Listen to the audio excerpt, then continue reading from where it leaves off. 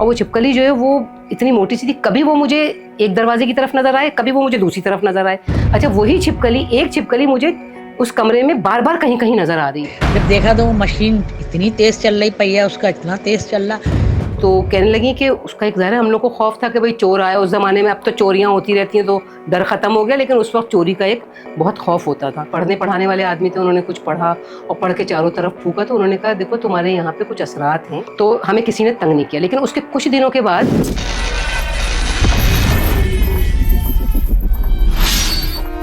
आज जो मैं वाक़या लेकर आई हूँ ना, ये भी बड़ा मज़े का और बहुत दिलचस्प वाक़या है। मतलब इसको सुन के भी आपको अच्छा लगेगा, क्योंकि हमें ये चीज़ एक्सेप्ट करनी है कि ये वाली मखलूक़ात हैं और वो जगह जगह आबाद हैं।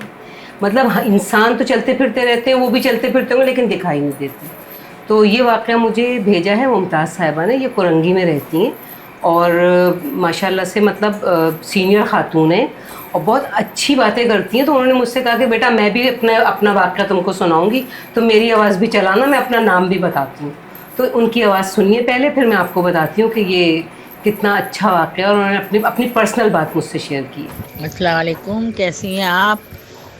मैंने सुना था आपकी कहानियाँ बड़ी अच्छी होती हैं। मैं भी एक कहानी बता रही हूँ कि मैं शादीशुदा हूँ, मेरा नाम मुमताज़ जहाँ है और मेरे घर में ना मकसद कुछ असर वगैरह था। तो 2 दिन पहले दुकान पे चोरी हुई थी। तो रात को ये कह रहे उस कमरे में, हम इस साइड वाले कमरे में सो रहे थे, तो मशीन इतनी तेज़ मशीन चल रही, इतनी तेज़ मशीन चल रही। उन्होंने उठाया, कहने लगे देख रही मशीन चल रही है। मैं समझी चोर आ गया। मैंने कहा कहाँ है कहाँ है? जब देखा तो वो मशीन इतनी तेज़ चल रही, पहिया उसका इतना तेज़ चल रहा। सामने अब मेरी हिम्मत नहीं हो रही, ना इनकी हिम्मत हो रही कि दरवाज़ा उधर का बंद कर दें। फिर बड़ी मुश्किल से उठ के मैंने हाथ रखा और फिर दरवाज़ा बंद किया। फिर उसके बाद मेरे मामू हैं, वो जानते थे तो इल्म काफ़ी, तो मामू आए, मामू को बुलाकर लाकर आए। ये सुबह दिखाया है उन्होंने कहा तुम्हारे घर में अच्छे हैं। चलें, अब ये बाकी का वाक़या जो है वो मैं सुनाती हूँ। ये हमारी बहुत ही अच्छी फैमिली फ्रेंड हैं मुमताज़ साहिबा, और ये कोरंगी में रहती हैं।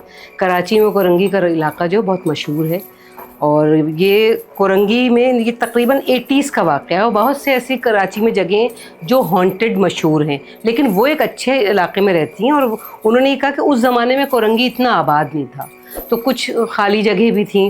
वो घर में अपने उनके कुछ दिन पहले उनके हस्बैंड जो उनकी अपनी शॉप थी वहाँ पे चोरी हुई थी। तो कहने लगी कि उसका एक ज़ाहिर है हम लोग को खौफ था कि भाई चोर आए। उस ज़माने में, अब तो चोरियां होती रहती हैं तो डर ख़त्म हो गया, लेकिन उस वक्त चोरी का एक बहुत खौफ होता था। तो वो चोरी हुई इनके उसमें। फिर उसके बाद रात में ये हुआ कि जब उनके हस्बैंड दुकान से आ गए और आने के बाद उन्होंने बताया, और फिर हम लोग सब अपना बंद बंद करके सब जब लेट के सो गए, तो मुझे कुछ अपने घर में ना दूसरे कमरे में कुछ सामान उलट पुलट धड़ पटक की आवाज़ें आनी शुरू हुई। तो मैंने ऐसा डर के मेरी आंख खुली। मैंने कहा कहीं ऐसा तो नहीं चोर ने हमारा घर भी देख लिया और वो घर पे भी आ गया चोरी करने के लिए। तो बहरहाल वो जब मैं थोड़ी देर के बाद मैंने उठ के झांका और कमरे का दरवाज़ा खोला तो कोई भी नज़र नहीं आया मुझे। फिर मैंने अपने हस्बैंड को उठाया, क्योंकि मुझे तो लग रहा था डर। और उसके साथ साथ एकदम से सिलाई मशीन चलनी शुरू हो गई जो दूसरे कमरे में रखी हुई थी। अब वो सिलाई मशीन जो है ना, वो मैं बंद करके सही से आई थी और उसमें कोई ऐसी वो नहीं थी कि भाई प्लग लगा हुआ हो या कुछ हो। वो तो एकदम से चलना शुरू हो गई और इतनी तेज़ स्पीड से चलनी शुरू हुई कि मुझे तो, मैंने कहा भाई मैं तो नहीं छू रही, लेकिन मेरे हस्बैंड ने कहा डरो नहीं, मैं देखता हूँ इसको कि क्या है। जैसे ही वो करीब गए मशीन के तो मशीन रुक गई। अच्छा, जब मशीन रुक गई तो मुझे तो भाई बहुत डर था। तो मैंने अपने हस्बैंड से कहा कि भाई मेरे मामू हैं जो बहुत ही पढ़ते पढ़ाते हैं, उनसे सुबह ही सुबह मैंने कहा अपने हस्बैंड से कि उनको बुला के लाएं और उनसे कहें कि भाई ये क्या माजरा है कि घर के अंदर ऐसे हुआ। पहले दुकान पे चोरी हुई, अब ऐसा तो नहीं है कि ये घर पे भी चोरों ने रास्ता देख लिया या कोई और मखलूक है। तो खैर वो आए, वो चूँकि पढ़ने पढ़ाने वाले आदमी थे, उन्होंने कुछ पढ़ा और पढ़ के चारों तरफ फूका। तो उन्होंने कहा देखो तुम्हारे यहाँ पे कुछ असरात हैं और ये असरात अच्छे हैं, ये तुम्हें तंग नहीं करेंगे। लेकिन जिस तरह हमारे यहाँ कुछ मेहमान आते हैं और उसमें शरीर बच्चे भी होते हैं जो तंग करते हैं, तो इसी तरह इनके भी कुछ गेस्ट आए हुए थे और वो शरीर लोग थे। तो उन्होंने शरारत शुरू की और उन्होंने ये जो भाग दौड़ और ये मशीन का चलाना ये सब किया। तो कह लेंगी मुझे उसके बाद ना मैंने कहा चलो ठीक है अगर अच्छे लोग हैं, लेकिन उस जगह को उन्होंने ये हमसे ख़ास तौर पे कहा कि वहाँ पे आप सफाई सुथराई का ख्याल रखें, कोई ऐसी चीज़ ना हो, खुशबू हो, अल्लाह का कलाम हो, और मतलब कोई ऐसी हरकत या ऐसी चीज़ वहाँ पे ना हो जिससे कि गंदगी का एहसास हो। तो ताकि ये लोग तंग नहीं करेंगे तो ये तंग नहीं करेंगे, ये अच्छे लोग हैं। खैर वो चले गए और उसके बाद हमने भी उसी तरह से दुआ की और अपना सब कुछ करना शुरू किया कि भाई हर हफ्ते हम वहाँ पे बैठ के अल्लाह का कलाम तिलावत कलाम पाक भी होता था और हम वज़ी जो भी तस्बीह पढ़ना सब कुछ होता था। तो हमें किसी ने तंग नहीं किया। लेकिन उसके कुछ दिनों के बाद वहाँ पे एक बहुत मोटी सी छिपकली, और वो छिपकली जो है वो इतनी मोटी सी थी, कभी वो मुझे एक दरवाजे की तरफ नज़र आए, कभी वो मुझे दूसरी तरफ नज़र आए। अच्छा, वही छिपकली, एक छिपकली मुझे उस कमरे में बार बार कहीं कहीं नज़र आ रही है। तो मैंने अपनी सास से कहा कि मुझे तो बड़ा डर लग रहा है और ये छिपकली जो है ना, ये इसको मार दें आप। तो फिर मेरी नन ने कहा कि नहीं नहीं भाभी, इसको मारे नहीं, हो सकता है ये कोई और मखलूक हो और हम इसको नुकसान पहुँचाएँगे तो ये हमें नुकसान पहुँचाएगी फिर। तो कहने लगी कि मेरी सास ने कहा हाँ हाँ दुल्हन, कोई बात नहीं, हम इसको मारेंगे नहीं, लेकिन हम उन्हीं से, तुम्हारे मामू से कहते हैं तो वो कुछ दुआ वगैरह पढ़ेंगे। वो छिपकली, बहरहाल मुझे तो एक खौफ पहले वो हुआ, फिर उसके बाद अच्छा मेरी नन ने ये कहा कि आप इसको बिल्कुल नहीं मारिएगा अम्मी, हो सकता है ये कोई और मखलूक हो और इसके असरात फिर आपके ऊपर हो। लेकिन मैंने ये कहा कि नहीं अम्मी, आप इसको मार दीजिए क्योंकि मुझे छिपकली से डर बहुत लगता है। लेकिन और मैं अल्लाह से दुआ करती हूँ कि अल्लाह ताला अगर कोई भी बुरी चीज़ होनी है तो वो मेरे साथ हो जाए, आपके साथ ना हो।